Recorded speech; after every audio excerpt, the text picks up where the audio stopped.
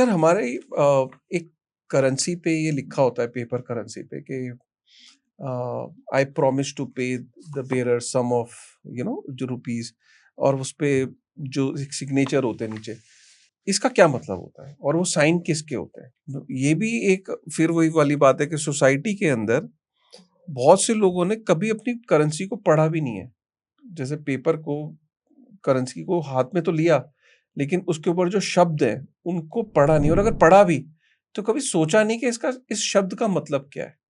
तो आज हम कम से कम इस बेसिक चीज को भी अपने लोगों को बता सकें कि इसका मतलब क्या है। देखिए काशिफ, ये आपके सामने इस समय मैं 10 रुपए का एक नोट दिखा रहा हूँ। ये एक सैंपल की तरह आप समझ लीजिए। इसके ऊपर लिखा हुआ है I promise to pay the bearer sum of 10 rupees और इसके नीचे आरबीआई के गवर्नर के सिग्नेचर। सिग्नेचर। अब इसका मतलब क्या है? इसका मतलब ये है कि हमारे देश के अंदर जो सेंट्रल बैंक है, जिसके गवर्नर हैं, वो एक अथॉरिटी है। एज पर लॉ उनको ये पावर दी गई है कि वो करेंसी प्रिंट कर सकते हैं। जब वो कहते हैं I promise to pay the bearer sum of 10 rupees, तो इसका मतलब है कि जिसके पास, मैं हूं बेरर, मेरे पास ये 10 रुपए का नोट है, आरबीआई की जिम्मेवारी है कि मेरी 10 रुपए की वैल्यू वो इंश्योर करे कि ये कागज नहीं है, ये करेंसी है। तो वो अगर आज ये कागज का नोट गीला हो जाए या इधर से कहीं फट जाए, तो मैं आरबीआई की किसी ब्रांच में जाके कह सकता हूं कि ये 10 रुपए का नोट जो है मेरा गीला हो गया है, खराब हो गया, आप इसको रिप्लेस कर दो, तो वो रिप्लेस कर देंगे।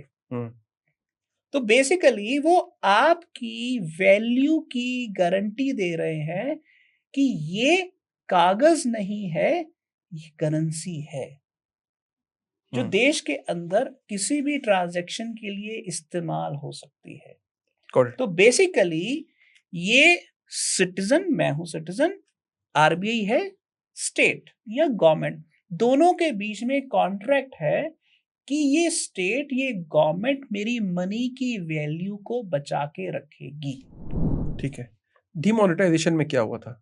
जो नोट थे उसके ऊपर भी लिखा था। मतलब जो पुराना 500 का नोट था उस पे लिखा था कि आई प्रॉमिस टू पे।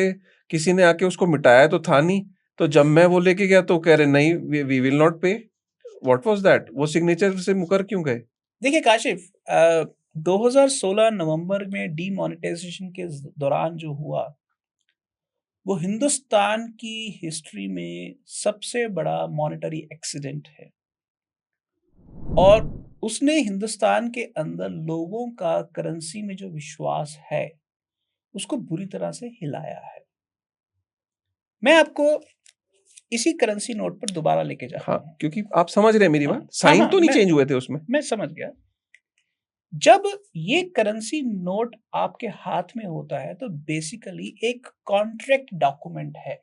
कॉन्ट्रैक्ट डॉक्यूमेंट, ये कॉन्ट्रैक्ट डॉक्यूमेंट है। आई प्रॉमिस, ये आपके गवर्नर, सेंट्रल बैंक के गवर्नर का साइन किया हुआ कॉन्ट्रैक्ट डॉक्यूमेंट है। इसके ऊपर ध्यान से देखिए कि ये आपके विश्वास की जमीन है, बट ध्यान से इसमें एक कमी है। कमी क्या है कि लोग इसके ऊपर ये देखते हैं कि क्या इसमें लिखा गया है कि इस की डेप्रिसिएशन हो सकती है। अगर नहीं, नहीं। आज मुझे 10 रुपए का 1 किलो आटा मिलता है तो 2 साल बाद भी क्या 10 रुपए का 1 किलो आटा मिलेगा? गारंटी नहीं है। ऐसी कोई गारंटी इस पर नहीं लिखी हुई। ओके, क्या इसके ऊपर ये लिखा हुआ है कि कितने 10 रुपए के नोट आज की तारीख में इंडिया की मार्केट में घूम रहे हैं? नहीं लिखा ऐसा हुआ। कुछ नहीं लिखा, सप्लाई नहीं लिखी। हाँ, दूसरी बात, क्या ये लिखा है कि ये कागज कल को बेतुका हो जाएगा? डेप्रिसिएशन डिमोनेटाइजेशन और एक्चुअल नंबर ऑफ डिनोमिनेशंस कितनी छपी हुई है, ये 3 कमियां हैं इस पेपर कॉन्ट्रैक्ट में। फॉर दैट मैटर दुनिया भर की जितनी भी करेंसी यस, है, तो शायद ये शायद कोई करेंसी होगी हाँ, जिसमें सभी में यही है। यस, तो ये कॉन्ट्रैक्ट जो सिटीजन और स्टेट का है, इसके अंदर ये सबसे बड़ी कमी है। इस कारण इन्फ्लेशन बढ़ती रहती है और इस कागज की वैल्यू कम होती रहती है। राइट। तो जो नवंबर 2016 में हुआ, जब 500 और 1000 के नोट को डीमोनेटाइज कर दिया गया, कि जब ये सरकार की तरफ से डिक्लेयर किया गया कि ये करेंसी नहीं है, अब ये कागज है, तो असल में लोगों के विश्वास को डगमगाए, वहां पर पूरी तरह से हिला दिया गया। राइट। मैं फिर हंसाऊंगा आपको, ये सीरियस नहीं होने दूंगा आपको। गोल्ड पे तो कोई नहीं लिख के देता है आई प्रॉमिस टू पे। गोल्ड तो गोल्ड पे तो लिखा नहीं होता है, और इतने हजारों सालों से उस पे किसी की स्टैंप ही नहीं लगी हुई थी। गोल्ड पे कोई लिख के क्यों नहीं देता है प्रॉमिस टू पे? क्या सृष्टि की रचना में क्या ऊपर वाले ने भी नहीं लिख के दिया? फिर भी उसकी डिनाई नहीं होता, जब भी उसको ले जाओ कहीं पे भी तो लोग एक्सेप्ट कर लेते हैं। वो इसलिए कि जैसे मैंने पहले कहा कि लोगों का इतने सारे पॉलिटिकल एक्सपेरिमेंट्स के बाद ये विश्वास बन चुका हुआ है कि गोल्ड की सप्लाई को कोई भी राजा, कोई भी पॉलिटिकल रिजीम या कोई भी सेंट्रल बैंक मैनिपुलेट नहीं कर सकता। तो समझ गए। तो जब मैनिपुलेशन हो नहीं सकता है, तो गोल्ड से सेफ मनी, गोल्ड से सेफ स्टोर ऑफ वैल्यू दुनिया में कहीं नहीं है।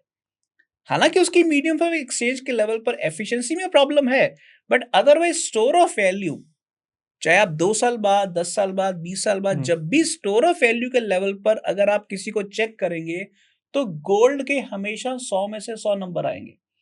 इसीलिए उसको इशू करने के लिए, उसको मैनेज करने के लिए, उसकी सप्लाई को कंट्रोल करने के लिए किसी की सरकार के ऊपर डिपेंडेंस नहीं होती है। राइट।